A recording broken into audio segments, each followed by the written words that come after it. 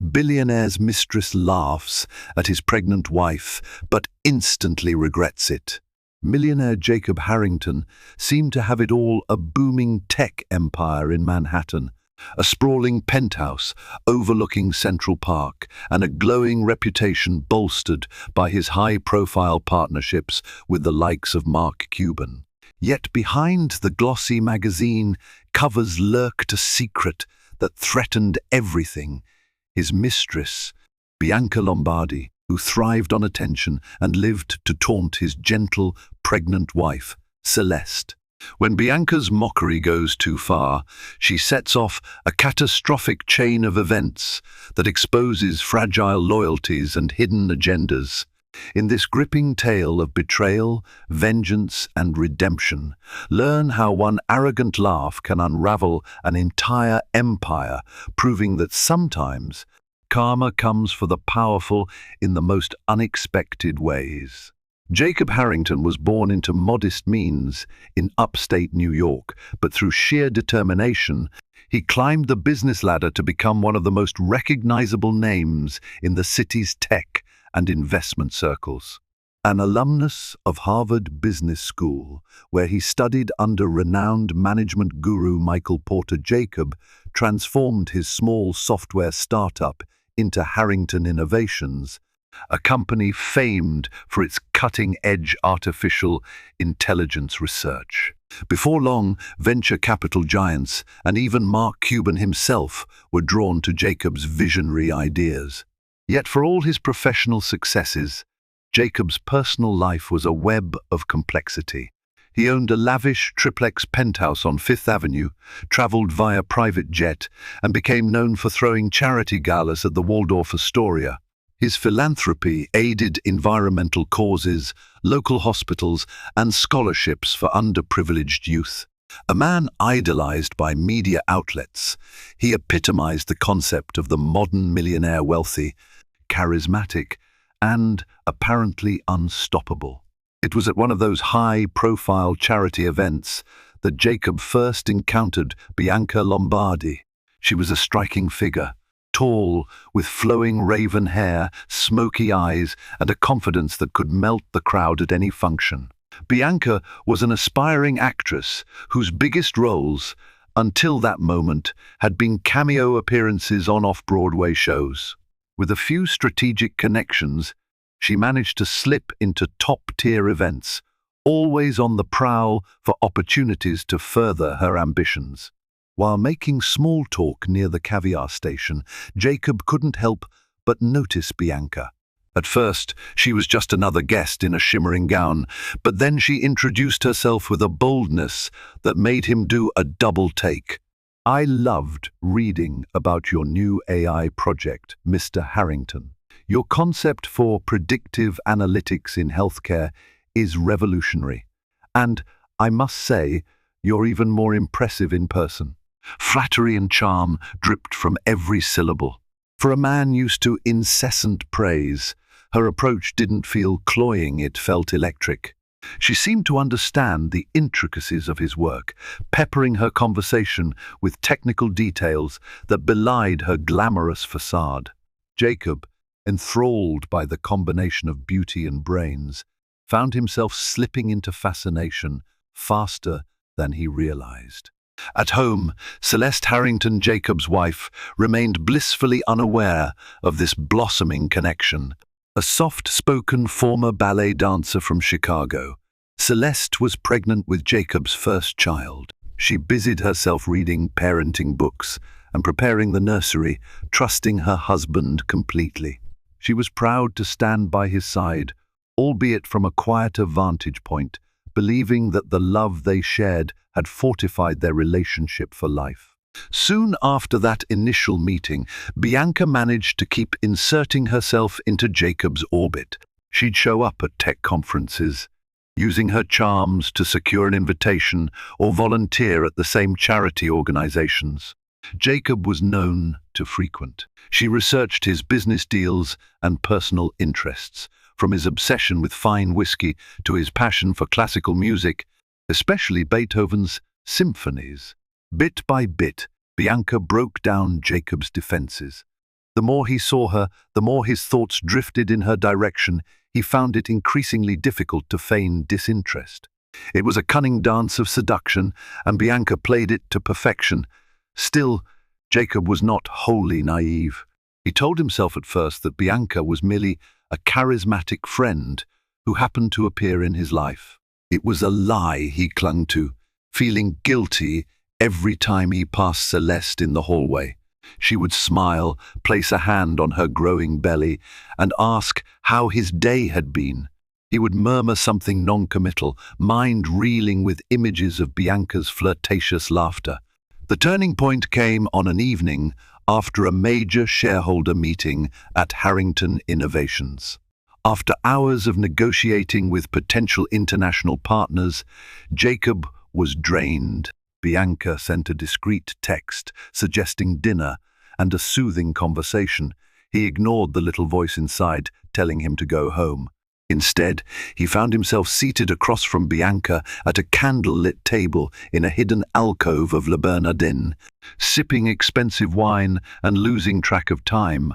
What started with stolen glances evolved into a full-blown affair, carried out in secrecy and built upon fleeting, passionate encounters. Jacob justified his behavior by telling himself Celeste was too immersed in her pregnancy to notice. He rationalized that nothing would change at home. He would still care for Celeste, be a good father, and keep the affair compartmentalized.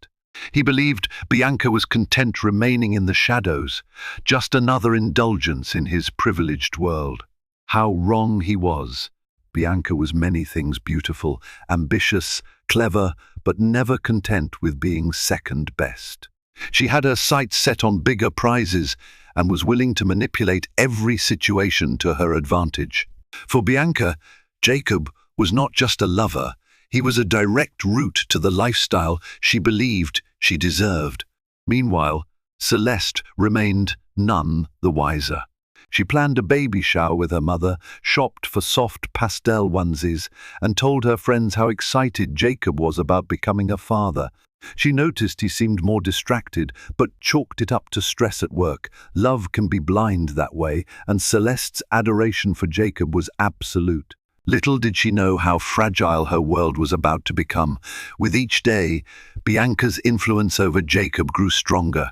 She used strategic compliments one day and feigned jealousy the next, weaving the narrative that she was the only person who truly understood him.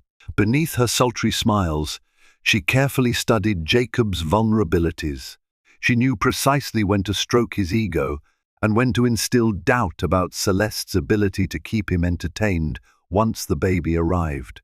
As Bianca's demands escalated, so did her presence in Jacob's life. She wanted a penthouse of her own, insisted on wearing designer labels, and relished the idea of driving a luxurious sports car.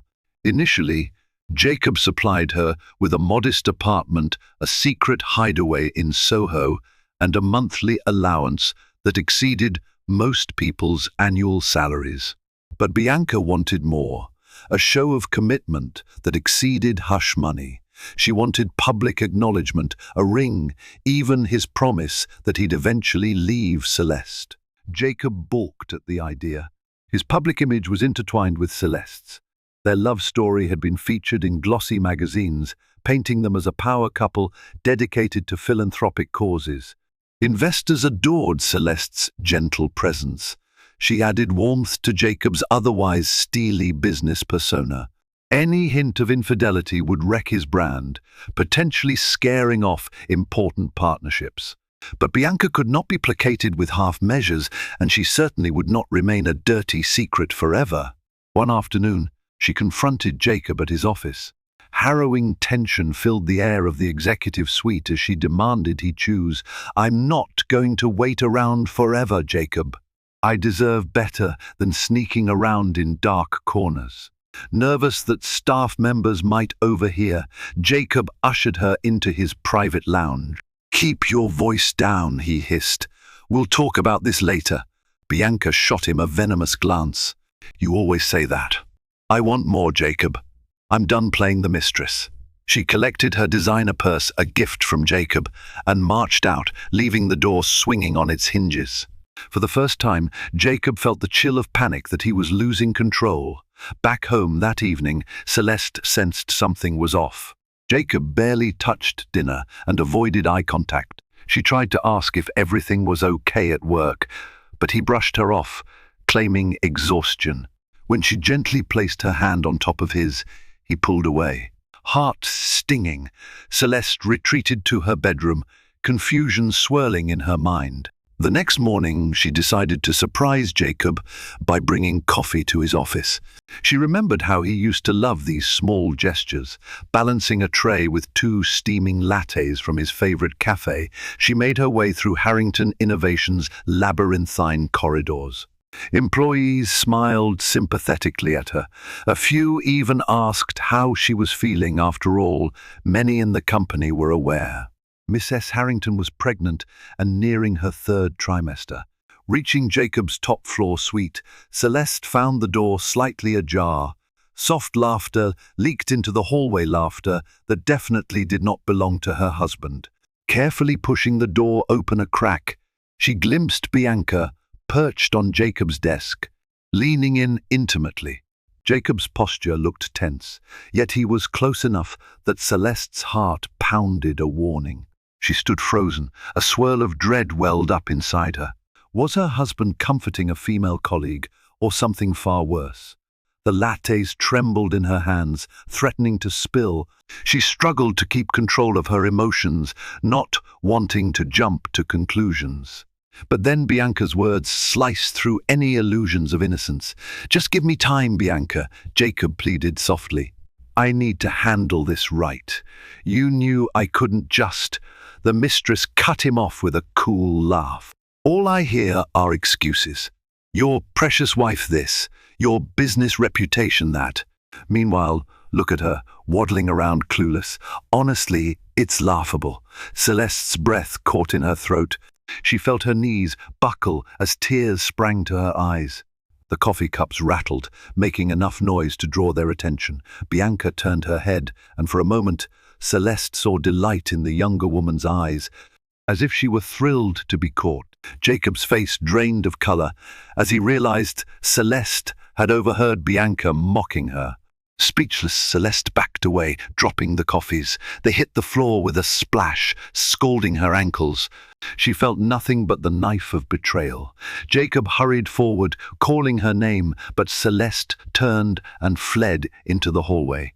She ran toward the elevator, tears streaming, ignoring the concerned stares of employees as she struggled to breathe. Alone in his office with Bianca, Jacob felt a surge of anger. Was that necessary? Mocking my pregnant wife like that?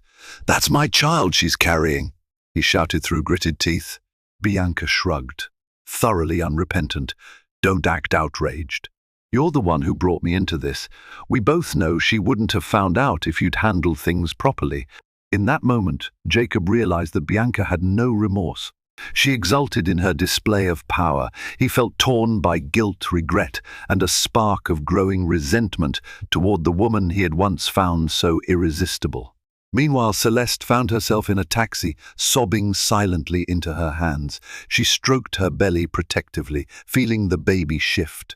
Time seemed to slow, and her entire world had been reduced to shards of heartbreak.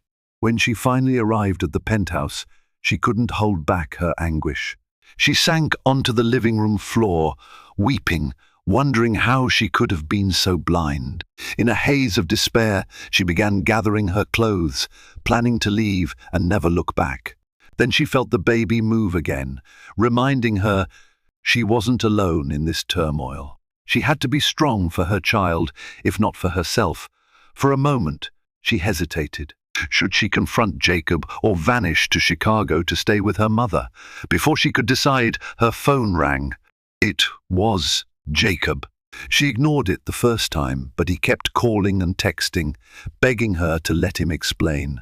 Each message felt like a twist of the knife. Eventually, Celeste answered one of his calls. Jacob's voice was frantic on the other end. "Celeste, please, can we talk? I know how this looks, but you have to let me explain." She inhaled, struggling to keep her voice steady. Explain that you have a mistress, Jacob, that you've lied to me for months, or do you need to clarify how she's mocking your pregnant wife for fun? His voice cracked. It's not like that. Then tell me what it is like, she challenged, because all I saw was my husband cheating on me with a woman who's laughing at the fact I'm carrying your child. The silence on the phone was heavy. Jacob couldn't lie his way out of this. Finally, he said, I'm coming home. Don't leave. We need to talk, face to face. He arrived 40 minutes later, stumbling through the door with an apologetic expression etched on his face. But Celeste's anger overcame her sadness at the sight of him. Don't come near me, she whispered through tears. You're only home now because I saw your secret with my own eyes. Otherwise, you'd still be playing me for a fool. Jacob tried to hold her, but she backed away, arms wrapped protectively around her stomach. It was a soul-crushing moment for him to realize the depth of the betrayal she felt. I'm sorry, he said, and for once, sincerity filled his voice. I don't want your apologies. I want an explanation, Celeste said. It started innocently, Jacob began. I was stressed about work, and she paid attention to me. It escalated. I never meant for it to go this far. Celeste laughed bitterly. It was never innocent. Not when you're married. Not when I'm pregnant. Jacob hung his head, shame radiating from him. I know. I have no excuse. But it's over now, I promise. Her eyes flashed. She was in your office today, mocking me for being pregnant. That doesn't look like it's over. Don't insult me by saying it is, he sighed. I told her it's over as soon as we're done with some business deals. What business does your mistress have with your company? Celeste asked, stunned at his candor. Jacob swallowed hard, caught off guard by her directness. She's gotten into some dealings with me. She's blackmailing you, Celeste realized aloud, voice trembling with anger and heartbreak. How? What does she have on you? Jacob avoided her gaze. Some private emails, recordings. She threatened to expose our affair publicly, maybe even fabricate details to make it worse. Celeste felt her stomach churn. She sank onto a chair. So you've been trying to ease her out softly to protect your precious image and company stocks. Jacob clenched his eyes shut, pained by the truth of her words. I don't know how I let it get this far. The air between them was thick with betrayal and sorrow. Celeste stood up, her tears replaced by a steely resolve. Jacob, I need space. I'll stay here tonight because I'm exhausted, but tomorrow I'm leaving. I'll go to my mother's in Chicago. You can sort out your blackmail with your mistress, your business deals, and your conscience. But don't you dare think this is just going to blow over. With that, she turned and left him in the living room, where he stood alone amidst the echoes of his mistakes. The following day, Celeste boarded a flight to Chicago. Her mother, Lydia Davis, greeted her at O'Hare International Airport with open arms. Lydia was unaware of the specific crisis, but one look at Celeste's tear-streaked face and trembling shoulders was enough to deduce. Her daughter was in turmoil. Celeste's father, Walter Davis, once a prominent lawyer, had passed away years earlier. She had always relied on her mother for emotional support. That evening, Celeste confided everything, how Jacob had an affair with Bianca, how she discovered them, and how Bianca mocked her pregnancy. Lydia comforted her daughter the best she could, praising her courage and urging her to focus on her health and the well-being of her unborn child. Meanwhile, in Manhattan, Jacob felt a suffocating wave of guilt and panic. His calls to Celeste went unanswered. During a board meeting, he could barely focus on the financial projections. His colleagues, normally enthralled by his leadership, cast worried glances his way. Word had quietly spread about Celeste's abrupt departure. Rumor had it that something deeply personal was amiss. Bianca, however, seemed triumphant. She strolled into Jacob's private Soho apartment later that night, flaunting a new designer coat and an air of smug satisfaction. Before Jacob could speak, she kissed him aggressively, ignoring his half-hearted attempts to push her away. "What's the matter, darling? Missing your pregnant wife already?" she taunted, slipping off the coat to reveal a tight black dress. Jacob turned away, the guilt almost too heavy to bear. "Stop," he muttered, forcing distance between them. "Things have gone too far. You have to leave me alone. You have to let me fix my marriage." Bianca's laugh echoed in the high-ceilinged loft. "Are you serious? Now that she's gone, you're free. Don't you see? This is perfect." When she realized he wasn't reciprocating her excitement, her face twisted into a sneer. "Don't tell me you still want her after everything." He raked a hand through his hair. "She's my wife, Bianca, and she's carrying my child. I messed up terribly, but I can't just discard her." Rolling her eyes, Bianca crossed her arms. "What about me, Jacob? I've invested time and my own heart in this relationship. You promised me a life beyond being your mistress. That's why I've played along." Jacob's eyes flickered with a glimmer of anger. "I never promised you anything that would harm my family. This has to stop."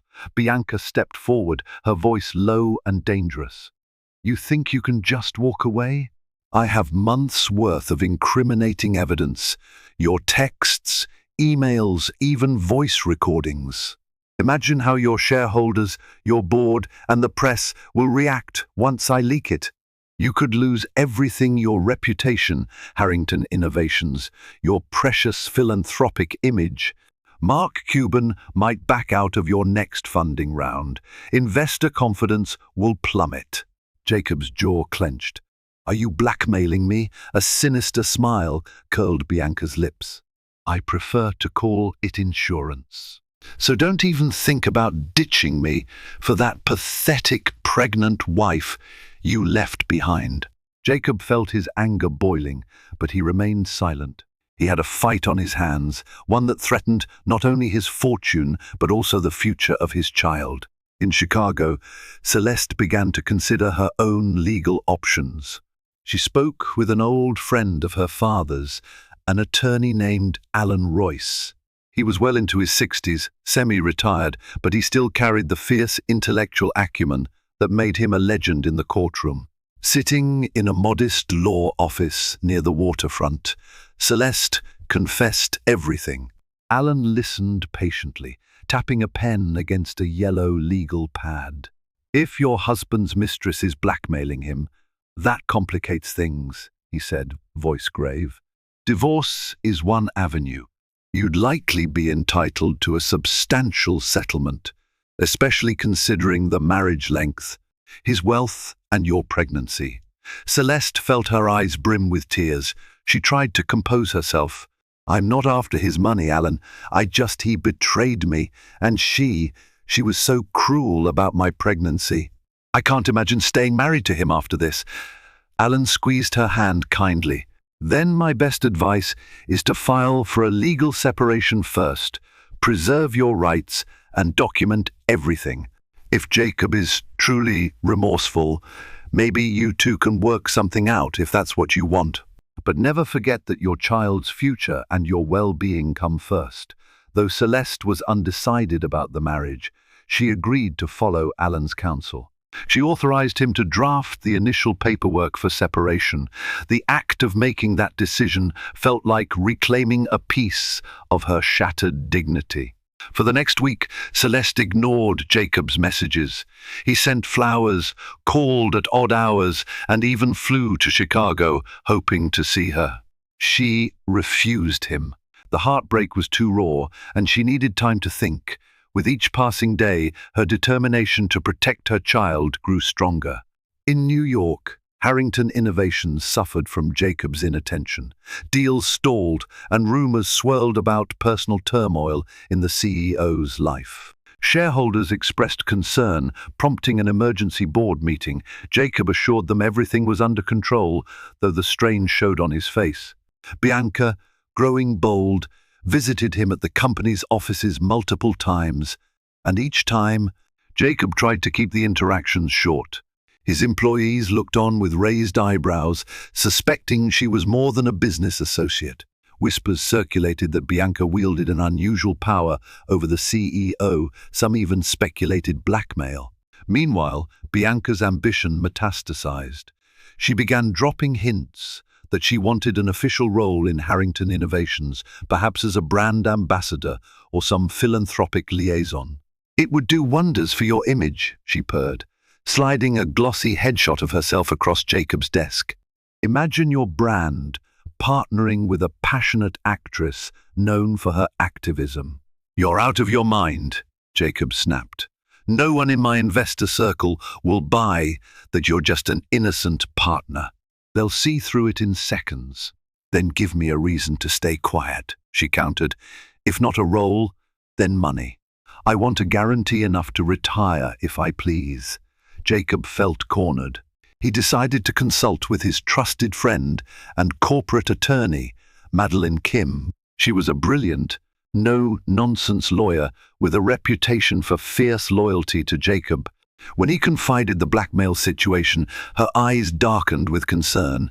"This woman is dangerous," Madeline said. "We need to gather evidence against her, prove her malicious intent, maybe even extortion. But it'll be difficult if we don't have anything concrete." Jacob raked a hand through his hair. "What if we pay her off? Get her to sign an NDA." Madeline shook her head. "That's only a temporary fix. She can break an NDA if she feels she can get more out of the story. And if you pay her without covering all legal bases, it looks like you're admitting guilt." She paused, measuring her words. "Have you spoken to Celeste?" Jacob's shoulders slumped. "She won't speak to me. I've left countless voicemails, sent messages, flowers.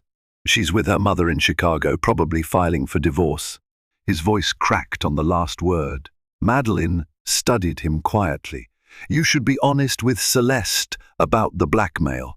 She might cooperate with you to end it. If you want to fix this mess, you'll have to come clean, completely."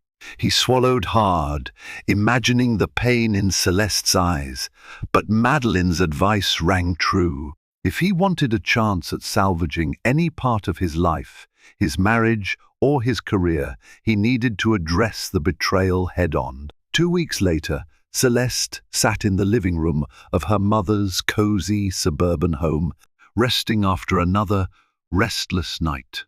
Her belly felt heavier by the day, and the baby seemed to sense her emotional turmoil, shifting anxiously. She had just finished reviewing preliminary separation documents when she heard the doorbell ring. Lydia answered, and within moments she beckoned Celeste to the entryway. There stood Jacob, physically present for the first time since Celeste fled. Dressed in a plain suit with none of his usual bravado, he looked surprisingly haggard. Dark circles rimmed his eyes, and he carried himself with subdued resignation.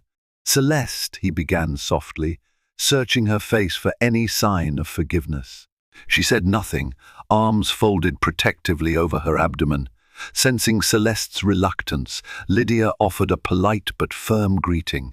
"Jacob," she said, stepping aside, "if you want to talk to my daughter, do it respectfully. And don't upset her more than you already have." Celeste led him into the living room, her posture rigid. She motioned for him to sit, but she remained standing, keeping a safe distance. "You have 5 minutes," she said. "Then I want you to leave." Jacob took a moment to compose himself. "I'm so sorry," he began, his voice trembling. "I know I hurt you in the worst possible way, and I'll never forgive myself for it. But there's more. Bianca is blackmailing me. She's threatening to release compromising photos, emails, audio recordings, everything. It could ruin my company, and I can't handle it alone." He waited for Celeste's reaction. She stared at him, expression a mix of pain and reluctant concern. "So that's why you've come," she said bitterly. "Not to make amends, but to protect your empire." He shook his head fervently.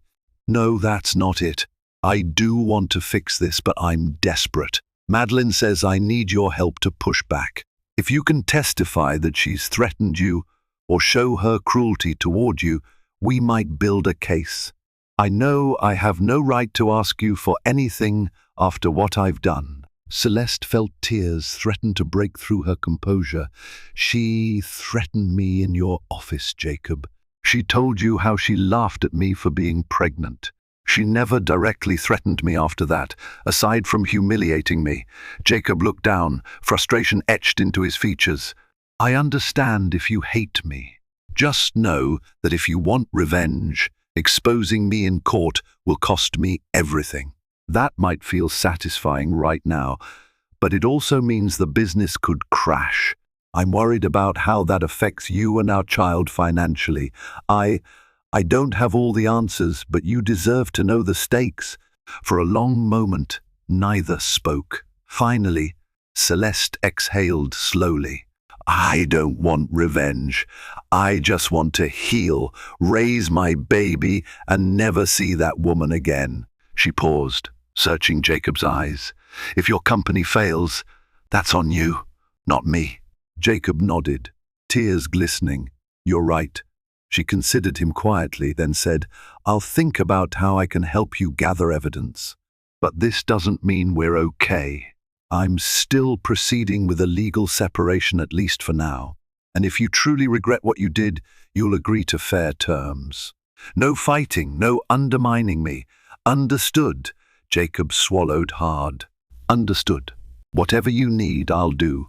After he left, Celeste felt mentally drained but oddly empowered. She was no longer the naive wife who blindly trusted her husband. She was a mother-to-be, willing to take control to protect her baby's future. Back in Manhattan, Bianca's demands grew more brazen. She presented Jacob with an itemized list of expenses, from spa treatments to designer gowns, all labeled as investments in their relationship. She demanded more money, or else she'd begin leaking information to tabloids. Jacob, guided by Madeline, set up a sting operation of sorts. He arranged for a meeting in a high-end hotel suite, rigging the room with hidden cameras and audio recorders. The plan was simple: entice Bianca to explicitly demand payment in exchange for keeping quiet. Such evidence would prove her extortion attempts. At the meeting, Bianca arrived resplendent in a sequined dress.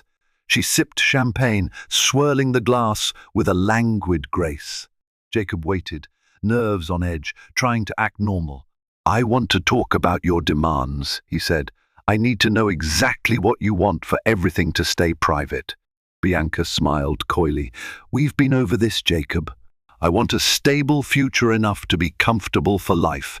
$10 million should do it, plus a monthly stipend. Or we can go public with our little tryst. Up to you." Jacob forced a controlled nod. $10 million is a lot," she shrugged, feigning indifference. "Is it really, for a man in your position? Your net worth must be near $1 billion. I've seen the Forbes estimate. It's nothing compared to what you'd lose if this gets out. Besides, if Celeste divorces you, you'll lose even more." Jacob tried not to flinch at the mention of Celeste's name. "I need reassurance that once I pay, you won't just come back for more. There's an NDA, and I want every piece of evidence you have deleted destroyed. My lawyers will handle the transaction. Agreed?" Bianca's eyes sparkled with greed. "Agreed, darling. Let the lawyers handle the paperwork. My only requirement is that I see the funds in my account first. Once that happens, I'll hand over the materials. But I want this done quickly. I'm bored of waiting." As soon as she confirmed her terms, the hidden cameras captured every damning word. Jacob fought the urge to sigh in relief. The meeting ended with an uneasy handshake. Bianca seemed delighted, sure she had Jacob cornered. Little did she know that just one room over, Madeline Kim and 2 other attorneys were watching the live feed. They immediately set the legal wheels in motion, preparing to launch a preemptive strike. With such clear evidence of extortion, they could threaten Bianca with criminal charges if she didn't back down. A few days later, Bianca received a formal letter from Madeline's law firm. The letter spelled out that her attempt to coerce Jacob Harrington into paying hush money in exchange for silence was not only unethical, but also criminal. It stated that Harrington Innovations had documented proof of her demands and would pursue legal action unless she ceased contact immediately. Fury consumed Bianca. She stormed into Jacob's office again, ignoring his flustered assistant. Bursting through the door, she brandished the letter. "You set me up, you bastard." Jacob rose from his desk. "Bianca, calm down." "No, I won't calm down," she screamed. "You'll pay for this." A security guard stepped forward, but Jacob signaled him to wait. He locked eyes with Bianca. "If you release anything, we'll take this to the district attorney. This is checkmate." Bianca's face twisted with hatred. "Don't think you've won. Even if you lock me up, I'll make sure everyone knows about us. The tabloids will eat this up. Celeste will never forgive you." Jacob let his shoulders slump. "She already knows. You've got no power over me anymore. Leave now and never contact me again." The strain in his voice revealed how deeply he meant each word. Bianca spat a final insult. "You'll regret this," she hissed, before spinning on her heel and marching out.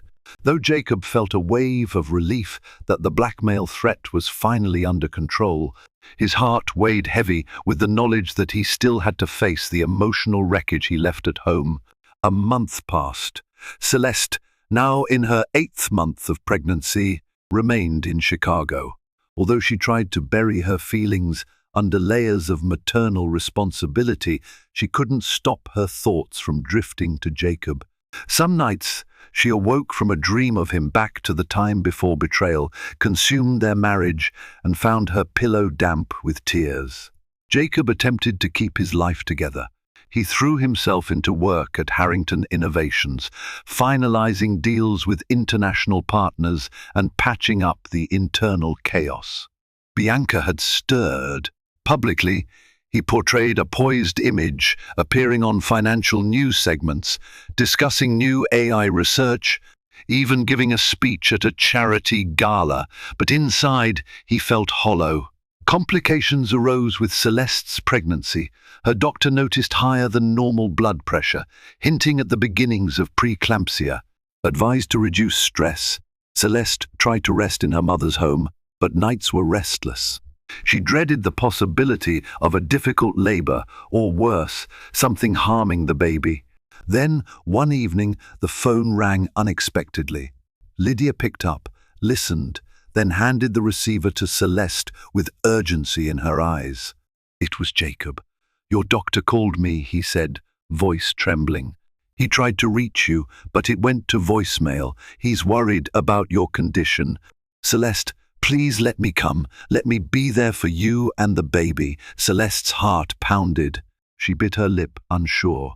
Part of her wanted to slam the phone down, shut him out forever. But a baby changes everything.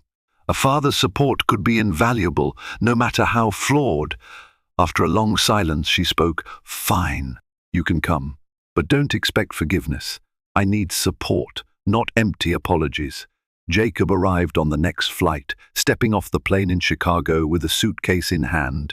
He took a cab straight to Lydia's house, where Celeste waited.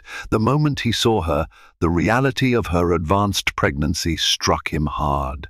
Her belly was large, her face etched with worry and fatigue. Regret coursed through him like a physical ache. He approached her gently. "I'm here," he said, voice quiet. She nodded, tears brimming but not falling. He set his suitcase aside, moving to sit beside her on the couch. Over the next few days, they tried to coexist in the same space without tearing open old wounds. Jacob accompanied Celeste to her doctor's appointments, offering a steadying hand as she climbed the steps or underwent tests. Sometimes she accepted his help. Other times she politely declined, reminding him of the chasm that still existed between them. Late one night, Celeste woke with severe cramps. Panic ignited.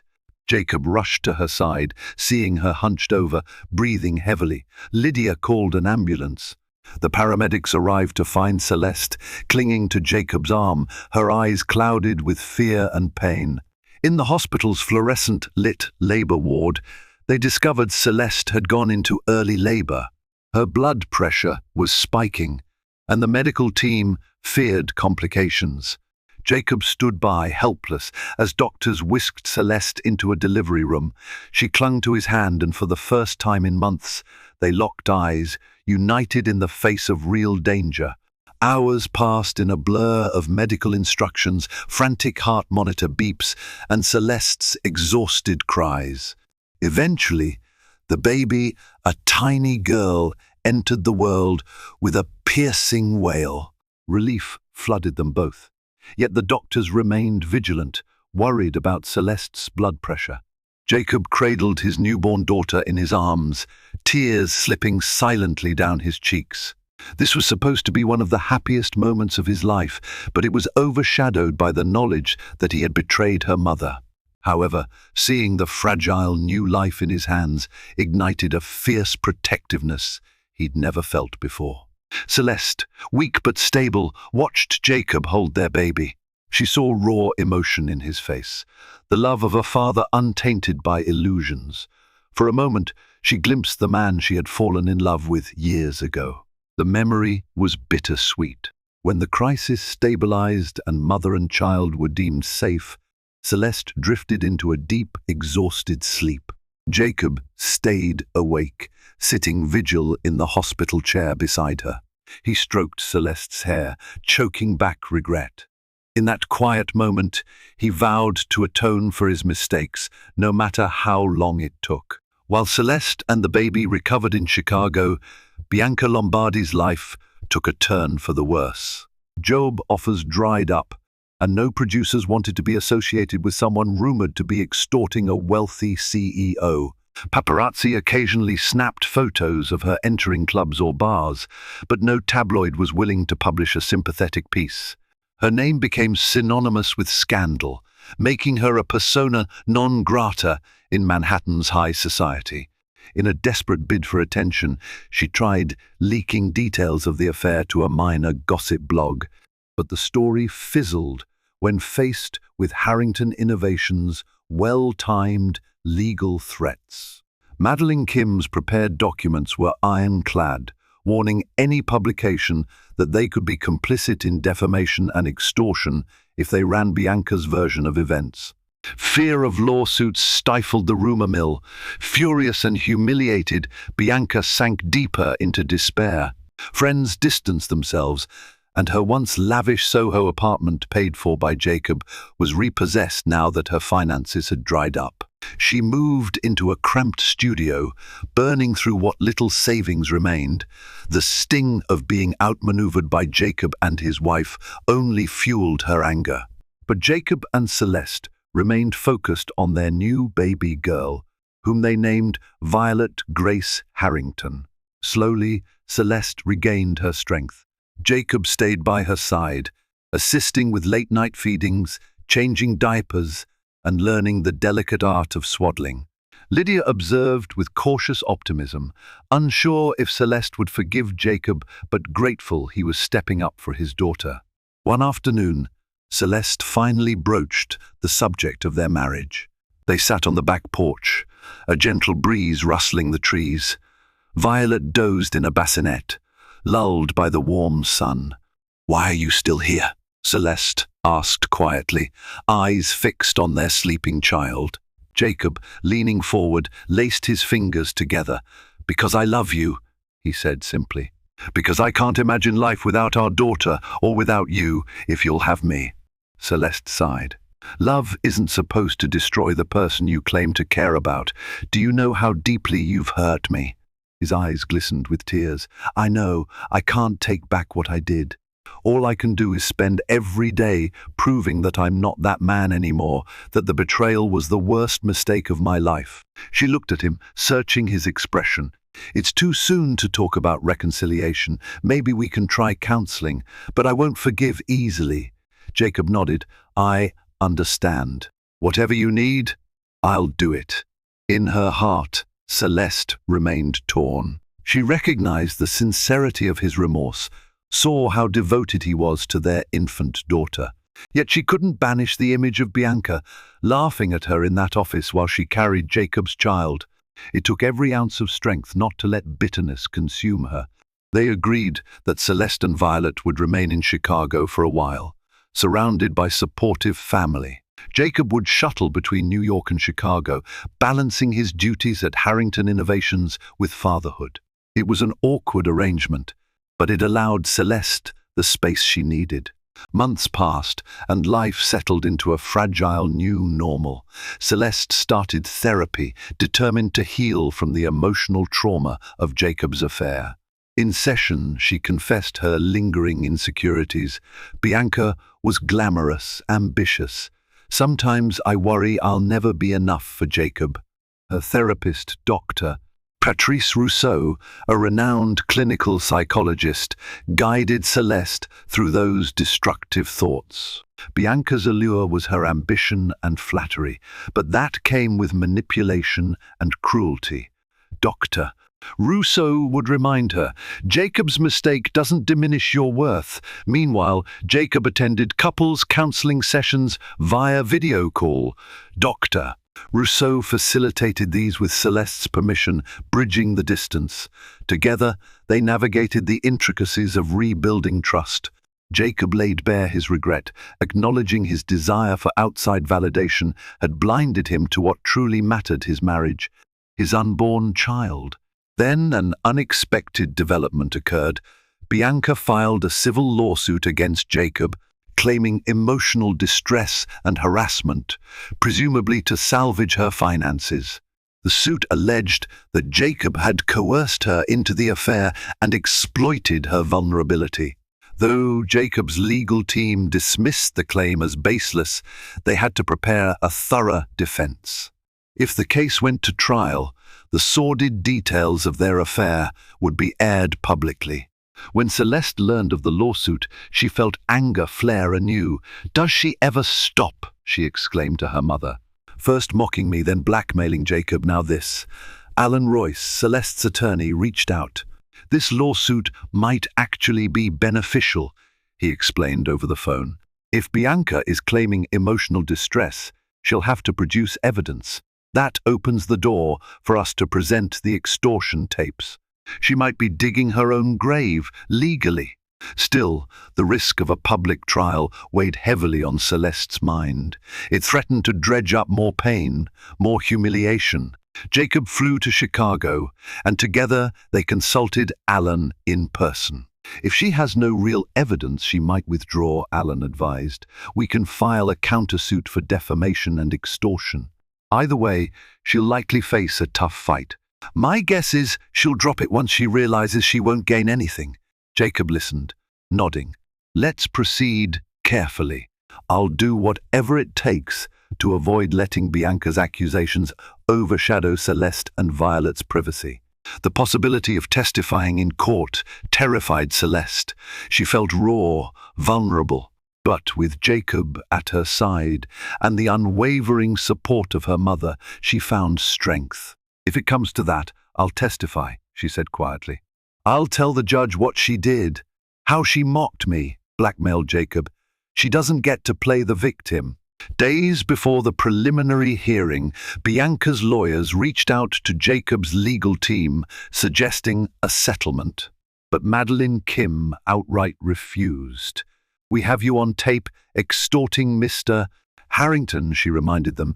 "If you want to avoid criminal charges, drop this frivolous suit." Faced with the threat of a countersuit and possible criminal prosecution, Bianca's attorneys quickly filed a motion to withdraw. The case fell apart. Media outlets barely mentioned it, just a small blurb on a local gossip site that fizzled within a day. Once again, Bianca found herself thwarted, and this time she had no more cards to play. Her only option was to fade into obscurity, which she did, albeit with a bitter taste of defeat. With Bianca's last-ditch legal assault neutralized, Jacob and Celeste finally glimpsed a future free from her toxic shadow. But even without Bianca in their lives, trust was not instantly restored. Every time Jacob's phone buzzed, Celeste felt a pang of fear. Each business trip triggered anxious doubts. Therapy helped, but the scars remained. Jacob put in the work to reassure Celeste. He handed over full transparency of his phone, emails, and schedule. He frequently reminded her that she could check his whereabouts anytime. While some might see it as extreme, Jacob believed it was necessary to rebuild even a fraction of the trust he had destroyed. Over time, Celeste softened. She watched Jacob's genuine dedication to fatherhood. He lit up whenever he held Violet, singing lullabies at night, preparing bottles, changing diapers without complaint.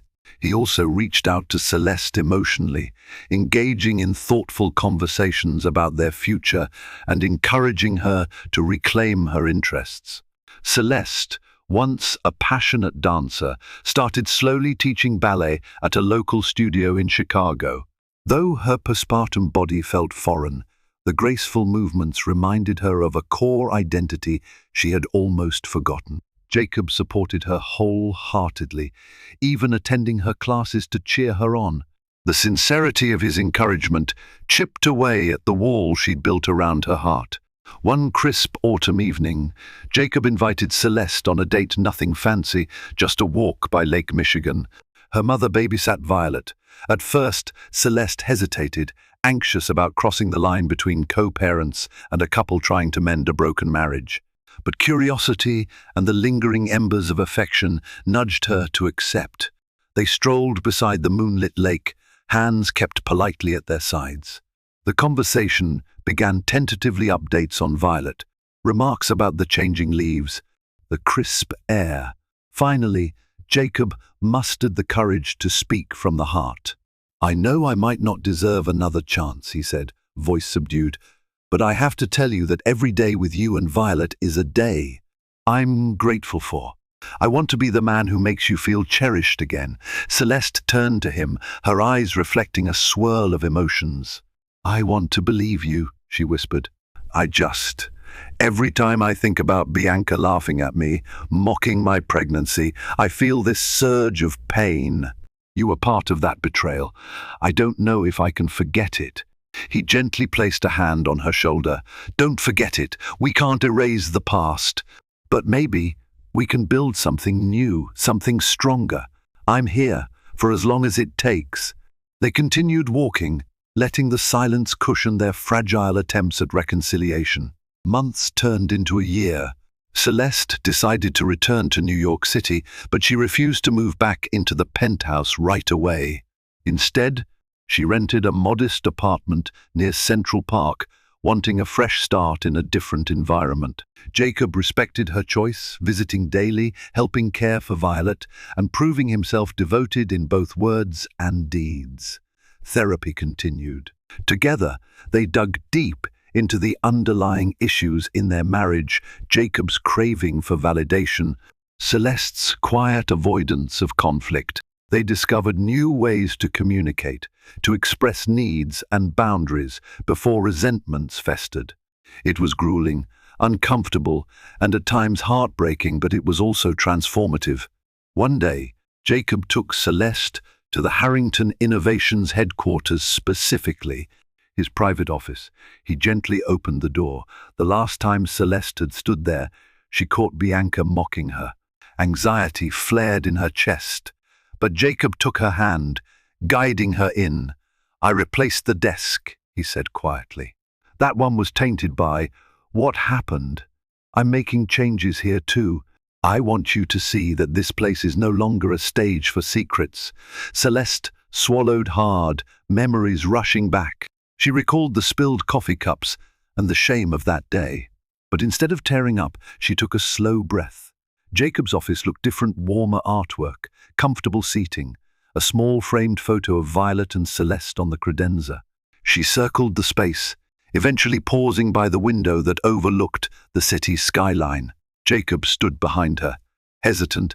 "I'm sorry," he whispered, voice thick with emotion. She turned, her gaze lingering on him. "I know," she said softly. "I really do." In that quiet moment, something shifted. For the first time since the betrayal, Celeste felt her guard lower, allowing a fragile but undeniable hope to take root.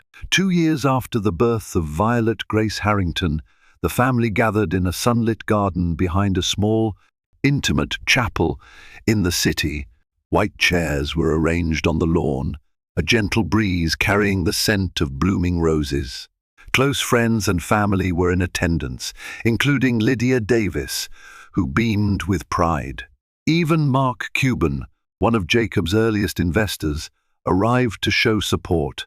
Celeste wore an elegant, simple gown, nothing too lavish, a reflection of how she wanted this new beginning to feel honest and grounded.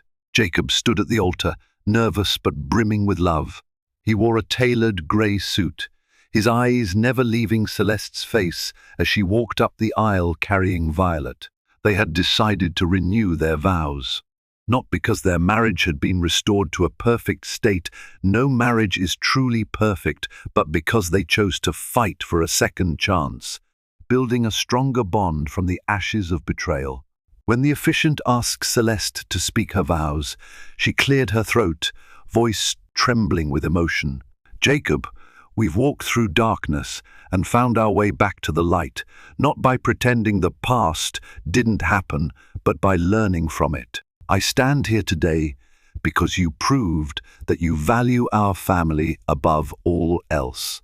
I promise to keep working at this love every single day, to face challenges together, and to never again let silence breed misunderstanding." Jacob's vows came next. He looked into her eyes, tears threatening to spill.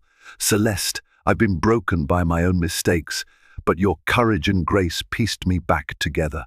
You gave me Violet, and you gave me a chance to be better than who I was. For that, I devote the rest of my life to honoring your faith in me, never taking for granted the gift of your love." With that, they sealed the vows with a kiss, Violet laughing in her grandmother's arms.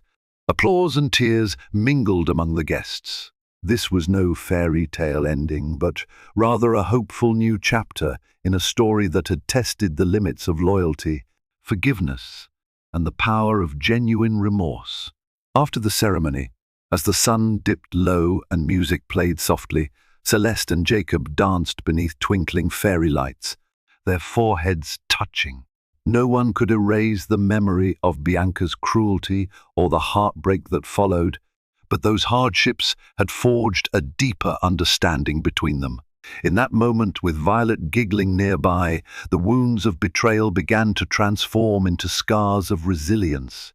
And as they swayed together in the garden's soft glow, they both silently acknowledged an unspoken truth. Sometimes it takes losing everything to realize what truly matters and to hold on to it with all your heart.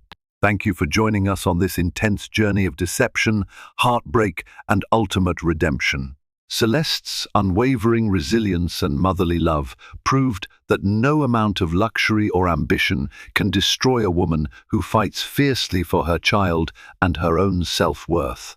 Meanwhile, Jacob's path from selfish desire to genuine repentance shows us that mistakes, however colossal, don't have to define our future if we're willing to face them head-on. Bianca's downfall stands as a cautionary tale that cruelty and manipulation rarely pay off in the end. If this gripping story moved you, inspired you, or reminded you that second chances can be earned through honesty and perseverance, we invite you to like, share, and subscribe to our channel. Help us bring more powerful, real-life drama fiction to viewers around the world.